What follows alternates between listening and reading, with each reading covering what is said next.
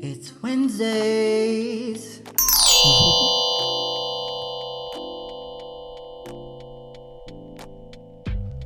Welcome to another episode of Wednesdays with Woody, where we interrupt your regular programming to bring you this hot-ass mess of a show where we discuss everything trending and topical. If this is your first time joining us, thank you for lending me your time, thank you for being present, thank you for joining us on this wild, wacky Wednesday, where we just discuss everything from mental health to pop culture to whatever's trending, whatever's in the news, whatever we feel like is gonna float our boat for the whatever we feel like, I don't know, whatever's been happening this past week. That's what we're gonna be talking about. This week we are this week I'm so disappointed with the quality of this week's audio. But as we are trying and testing things as we go along and unroll this crazy pet project of mine, we're still going to put it out there. We're still going to give you guys a Wednesday session.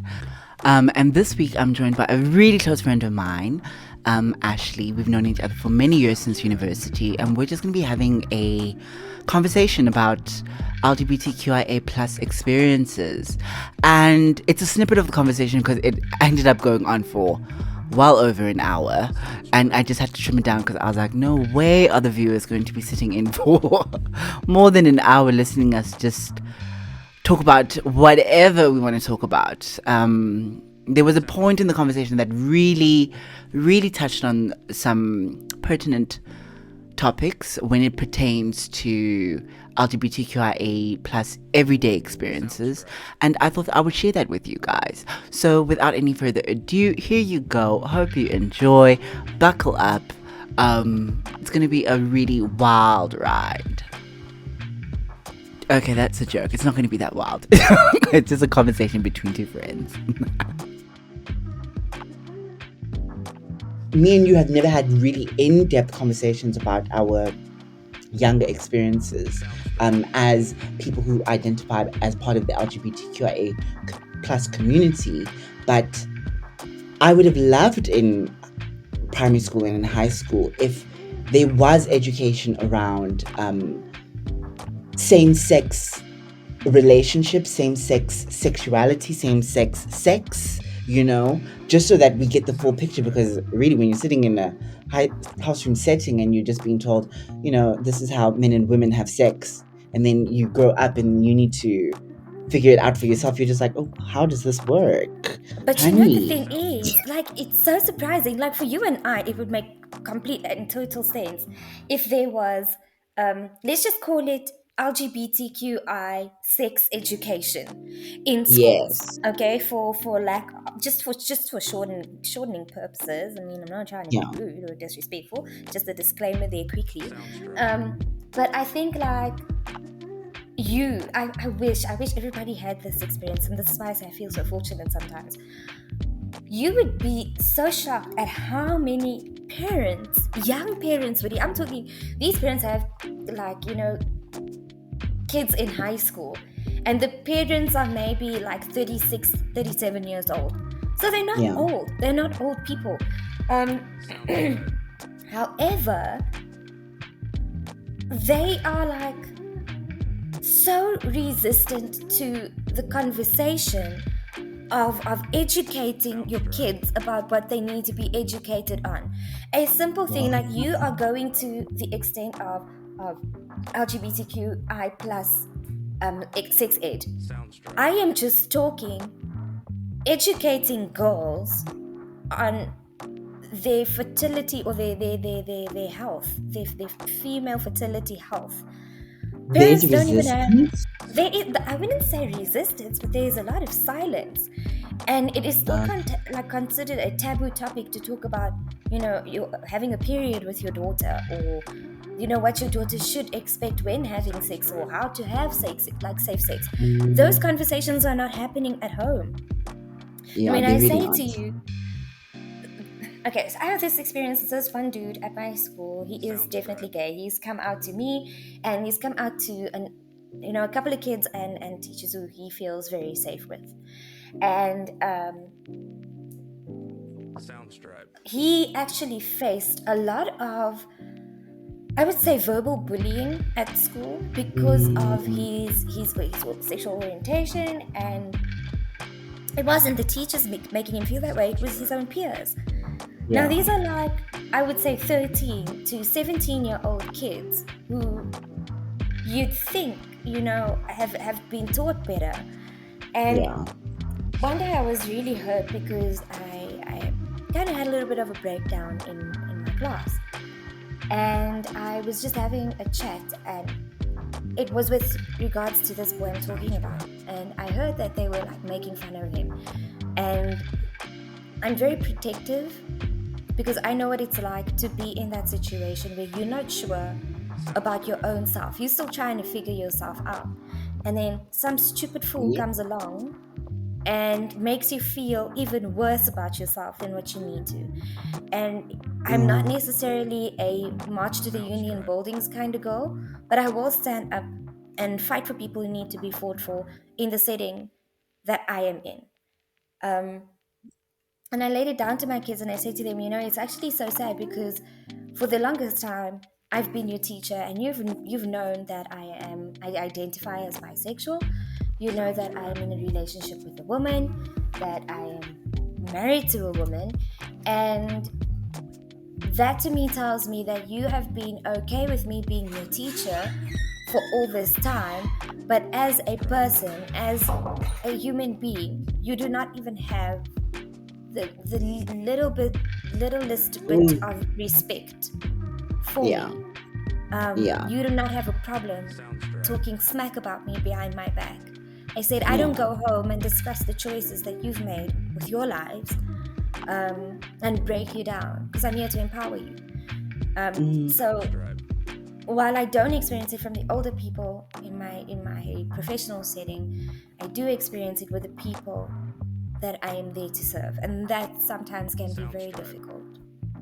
I think I can only imagine how heartbreaking that would be because obviously when you have a student who you're taking care of and then you're watching them being bullied and go through this experience, you're also realizing the that the majority of people, this is how they will grow up. These are the kinds of microaggressions that will play out Yeah, as they become adults, and then exactly. eventually these aggressions are then passed on to younger generations, and then they've got Yeah, no, to I don't. it's heartbreaking.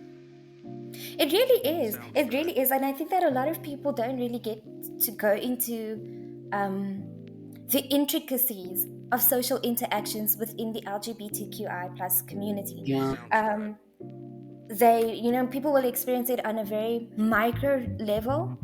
I suppose if you're a public figure and you have access to like a very large audience, then of course you will experience probably like overwhelming hate. I cannot imagine being in that position.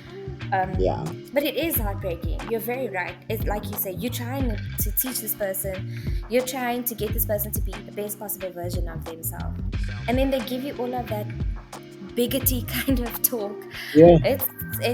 Yeah, it can be very soul destroying if you don't have a thick skin. Yeah.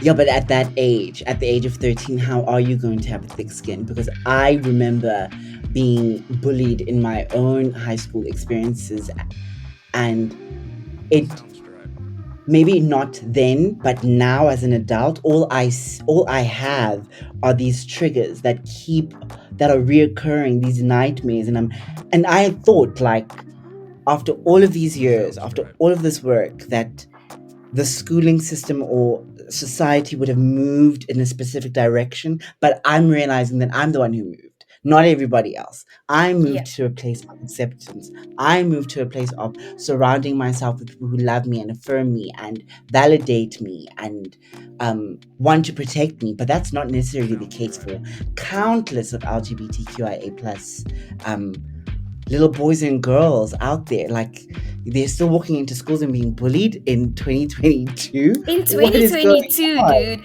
like you think, okay, no. And you know what the funny thing is like you think to yourself, okay, no. Okay, you'd understand like, kids are all in maybe like senior high school, 10 to 12. But I'm telling you, the younger the grade, the worse the bullying. It is so Wow. strange. It's so Wow. strange because you'd be thinking like, okay, we're moving further and further away from those issues, and we are becoming more accepting as a society. And then you have your experiences and you realize actually we're not moving at all. We're not moving. When It's just that we are legally prohibited to act out our hate. That's why we behave ourselves, if you think about it. but the real thing, yeah, the real thing is that the bigotry is still there. Oh, The absolutely. the shame that comes from that. Oh, good lord. Oh, good lord. Wow. Yeah, yeah, no, I honestly, if you are LGBTQ plus QI plus and you're listening to this, and you feel alone and you just feel, like hiding all the time, please don't. Please No, don't. don't. Like, I would encourage it, especially young people. Like you said, would surround yourself with people who make you feel safe, who Mm, affirm you, who validate you, who support you, and won't hurt you. Most importantly, they're not going to do anything that will put you in harm's way. Like, actress. Yeah. just And be you, very careful of the people you surround yourself by.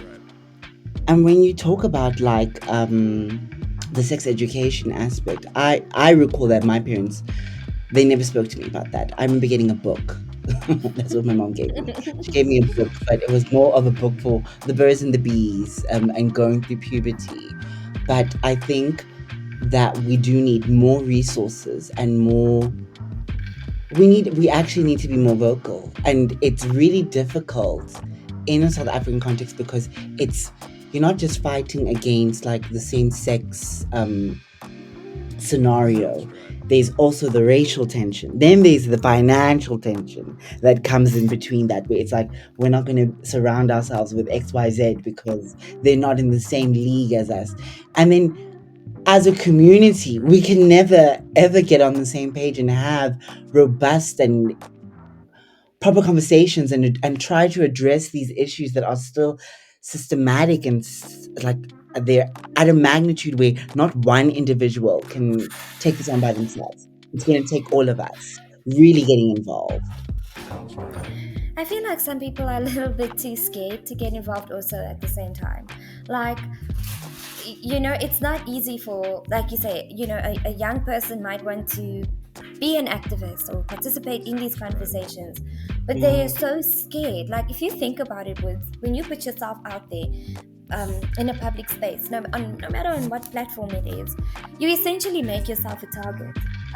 yeah, I do agree with you when you say it's going to take all of us. It's going to take a collective effort to make it a change, and I think that you know the LGBTQI plus community has come such a long way, yeah, such a long way. And I suppose maybe the first part into changing society was to first change the laws, guarding and guiding society. yeah. I suppose, once laws change, people can then behave in a different way. So maybe we have yet to reach the point of more societal acceptance. Maybe we'll never get there. But we have to keep fighting. That's the thing. That's the thing. We We have have to to keep keep. pushing it. We have to keep Absolutely. pushing the narrative because it's just not. I mean, for us, we're very fortunate. I'm very aware how much fortune you and I have in terms of being accepted by our own friend group circle, being able to love who we want to love and go through those experiences in a very protected and sheltered way, even though this all happened for both of us way after we'd finished university. We were like, okay, now Yeah. we can be free. Yeah. But, Um, um, you were a yeah. little bit more ahead of the curve on that one. I took my time. Yeah. I mean, I'm all for people taking their time because I completely believe that you need to be completely safe. You need to be, even if it's from your own family. Your family can love you Yeah. to bits and tiny little pieces, but if you can't cultivate a safe place for yourself when you come out on your journey or whatever the case might be, then what is the point? Because you put yourself at harm's risk, which is not what anyone should be doing. You should always be you should always have your own back first before you are able to, I don't know, live as fully as you possibly can in this world. Yeah, no, absolutely. How do we go about, and this is just a question I'm asking you. Wait, first I wanted to ask you, when you were talking about your whole experience with like Ryan and him walking like 10 steps ahead or 10 steps behind. Yeah. Can I ask you, can I challenge you Yes. just to, when you go out into a public space, like hold his hand for the entirety of that trip, hold his hand. So I was gonna get to this because me and Ryan don't hold hands in public. We really, really don't. That is trash. What are you doing? We never ever hold hands in public. It is one of the weirdest things we do. I do sometimes bring it up when it's just the two of us, like, why don't you ever hold my hand in public? But he always chalks it up to be like, oh, I'm not that kind of person. But I know that, that you don't want to have so many eyes on you. It can be very uncomfortable and very unsettling. Oh, of course, but I don't care. I really don't care. In public, I'm like, you know what? If you have a problem, look the other way, because I really need to get to aisle 3 because there's a special on coffee. So please move out of my way. Thank you very much. No, people can get you. Can I tell you? I think, and that's why I say, like, I suppose I have the experience also because I'm so blatant in the experiences that I have. I'm not going to shy away from anybody. I am not going to be intimidated by everybody. I don't stop anybody when they're walking with their wife or with their husband if it was a heteronormative couple. I don't stare at them and make them feel uncomfortable. So why do I get that experience? Nobody's Why got is that time for my that. experience? No, Nobody's got nobody time has to time. stop and No. Oh, how exhausting. Okay, I will definitely try to take you up on your offer of holding hands. He might yank his hand away from me, but I will definitely Okay, try. at least try like a good let's say like 15 seconds. Like 15 seconds straight trying to try to get him to hold your hand. I will definitely try. So okay. So Ryan is the issue then. It's not you too. No, it's not me. I think I am no, I'm not a public display of affection type of person. But once in a while, you just want to hold your partner's hand. Like, just hold my hand, my guy. Right? Just hold my hand. I just feel like Oh my god. it's, and that's the thing. Like, people don't realize how much you end up missing out on normal couple shit. Yes. Like, you miss out on so many couple things. Like, just in Oh my general. word, we did a photo shoot in. When did we do a photo shoot? We did a wedding photo shoot for our wedding, whatever. We did a wedding photo shoot and for our wedding. I'm and listening. we had to kiss, but we were taking these photos in a very public street. Good Lord, how uncomfortable I felt with those initial first kisses. I was like, this is impossible. This is my person. I should feel okay to kiss them in public. But there I was like, oh, okay, I'm not all sure of these how I think eyes. about this. I don't know how I feel about this. This is wild. But once we got into the flow of the photo shoot, it was very nice to see people hooting their cars, celebrating us in one format or another. That was very, That's very nice to beautiful. see. That's so beautiful. Yeah, that was. I'm actually glad I'm happy you had that experience. Yeah, I'm also happy that I had that experience. I was like, oh my word, we're just gonna be private forever. I can't show these. What? No. And then you ask yourself, okay, so if I'm being so private now, then what was the point of coming out in the first place if I'm gonna hide? What's the point? Exactly. What is the? I might as well just have stayed in the closet forever. Exactly. There's nobody, literally nobody has time for that. It took so much energy to come out the closet. Now you wanna half in, half out. No ways. No ways. All that effort. No way. We can't be living like that. We need to live our truth. We need to live out in the open. Absolutely. Can I tell you, just speaking about, you're on weddings and so on. When we knew that okay, we want to get married, I was like, yay, I'm in luck because my mom is a minister, so there will be somebody to marry us. There'll be an officiant, and we really struggled. We really struggled to find an officiant. It is so expensive to get married as a same-sex couple. You cannot have like Yeah. you're high, it's expensive, and then people are like, oh no, gay people have money. I'm like, where? Everything is Where just do we like have the money? expensive for us. Where are those It, bank accounts? I thought that, Where are those dollars? listen here, I thought that the homes came fully furnished when you decided that you were part of the community. Ha, ha, I wish. Oh my word! When you're really talking about finding an efficient, and it's quite an exercise, and like you really have to dig for them. You really have to dig for them. We had we had found somebody online, and I was like, yay, we found this person, and we made the necessary payments and so on. And I was very excited, and it was a huge relief because, like you say, you have to go out and you have to find these people. They're not just in your Mm, face. And at first, I was like, okay, I'm paying somebody like over 5K just to marry me. That's without flowers or yeah, anything. It's just yeah. there to say the vows That's and sign it's registers. just an added cost. Exactly. So eventually she says no, she won't be able to handle it. She's going to transfer us to another colleague of hers. He will be handling our wedding. He will be marrying us. So I was like, that's great. Oh my word! So when I start talking to this guy, he seems very like just off, like like not really giving me much attention. And I'm thinking to myself, well, I've spent a heck of a lot of money, and this kind of service is very impersonal. And I asked him, okay, so I just want to confirm on the day. This is, I think, like a month before the wedding. I'm like, I want to confirm that you will be marrying us, and so on and so forth. And he's like, yes, I will be. So I said to him, okay, well, the ceremony starts at this time and ends at this time. And he's like, what do you mean? Because I'm only coming there for you guys to sign the register. So I'm like, what do What? you mean? I've paid for a different So service. That is not what I paid for.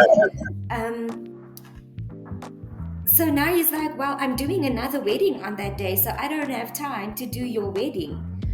I lost what? it. I was not in a good space, as they say. I was livid. I was absolutely livid. But eventually, Jay, I don't know where she manages to get this number, and she calls this person, and this person says, okay, yeah, no, cool, I work with these people, so I will just have them transfer the money you paid to them to me, and yeah, I'll be happy to marry you. I'm available on that day. And I was like, you better be available, because what was I going to do without an officiant a month before my wedding? Yeah, not. And with all that said, thank you for lending me your time. Thank you for tuning in. Thank you for being present. And thank you for joining the session of Wednesdays with Woody. Please reach out to me on I am Woody Woods on any social media platform, Twitter, Instagram, Facebook, whatever, wherever you can find me. Just reach out to me. I'm Woody Woods, and let me hear your views. Let me hear what you guys want to discuss, what you guys want to hear, and whatever topic you think should be trending and topical on these Wednesday sessions. And I hope to hear from you guys. So enjoy the rest of your week. Bye.